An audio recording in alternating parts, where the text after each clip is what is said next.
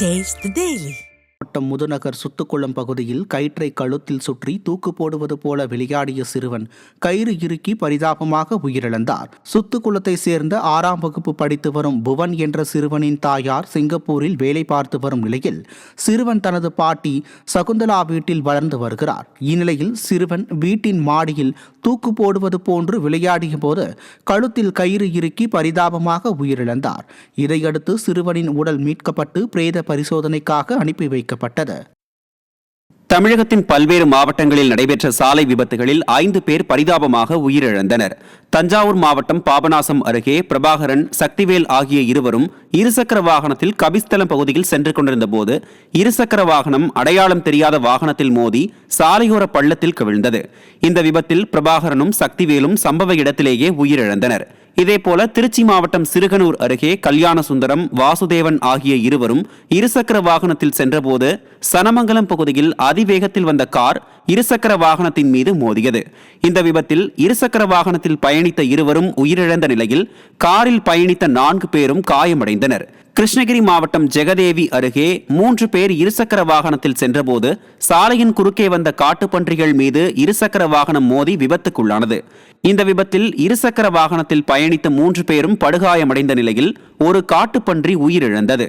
இதேபோல திருவள்ளூர் மாவட்டத்தில் சந்தோஷ் என்பவர் அவரது தாய் கீதாவுடன் இருசக்கர வாகனத்தில் சென்றபோது இருசக்கர வாகனத்தின் மீது சரக்கு லாரி மோதியதில் சந்தோஷ் பரிதாபமாக உயிரிழந்தார். மேலும் படுகாயமடைந்த கீதா மருத்துவமனையில் அனுமதிக்கப்பட்டுள்ளார்.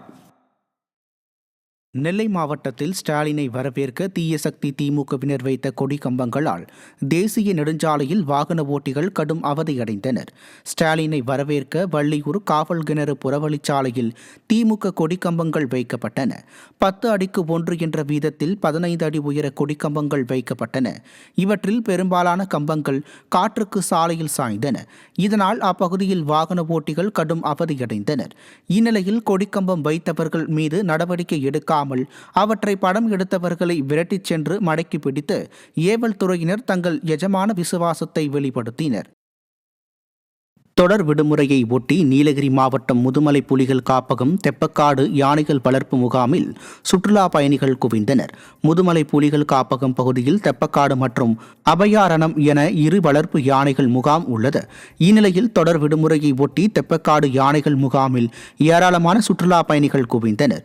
மேலும் சுற்றுலா பயணிகள் யானைகளுக்கு உணவளிப்பதை கண்டு ரசித்தனர்.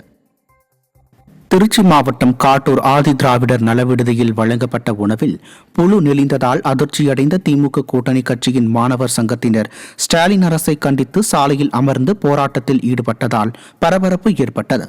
ஆதி திராவிடர் ஆண்கள் நல மேல்நிலைப்பள்ளி வளாகத்தில் ஆதி திராவிடர் மாணவர் விடுதி செயல்படுகிறது. இந்த விடுதியில் பள்ளி, கல்லூரி மாணவர்கள் தங்கி கல்வி பயின்று வருகின்றனர்.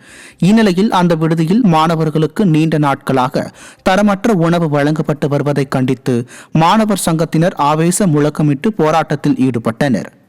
ஆதி திராவிடர் நலத்துறையே, மாவட்ட ஆட்சியரே,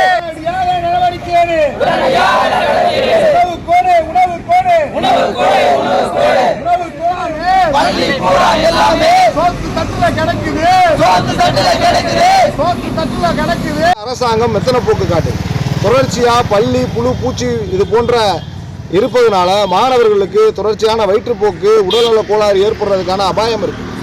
4-5 முறை எடுத்து கூறியும் சம்பந்தப்பட்ட அதிகாரிகள் நடவடிக்கை எடுக்காதனால இன்னைக்கு இந்த மாணவர்கள் மறியல் போராட்டத்துக்கு வந்திருக்காங்க. இப்போ இரவு மணி 11 மணி ஆகுது. இந்த நேரத்தில் உட்பட போராடக்கூடிய நிலைக்கு இன்னைக்கு இந்த அரசாங்கம் தள்ளி இருக்கு. இந்திய மாணவர் சங்கம் இதை வன்மையாக கண்டிக்கிறோம். திண்டுக்கல் பூச்சந்தையில் புத்தாண்டை ஒட்டி பூக்களின் விலை பல மடங்கு உயர்ந்துள்ளது. பேரறிஞர் அண்ணா பூவணிக வளாகத்தில் பல பகுதிகளில் இருந்து சாகுபடி செய்யப்படும் பூக்கள் விற்பனை செய்யப்படுவதோடு பல மாவட்டங்களுக்கும் கேரளா, ஆந்திரா போன்ற வெளி மாநிலங்களுக்கும் பூக்கள் ஏற்றுமதி செய்யப்பட்டு வருகிறது. இந்நிலையில் பனிப்பொழிவு காரணமாக பூக்களின் வரத்து வெகுவாக குறைந்ததால் திண்டுக்கல் சந்தையில் பூக்களின் விலை பல மடங்கு உயர்ந்து மல்லிகைப்பூ கிலோ 4200 ரூபாய்க்கும், முல்லைப்பூ கிலோ 1100 ரூபாய்க்கும், கனகாம்பரம் கிலோ 1000 ரூபாய்க்கும் விற்கப்படுகிறது.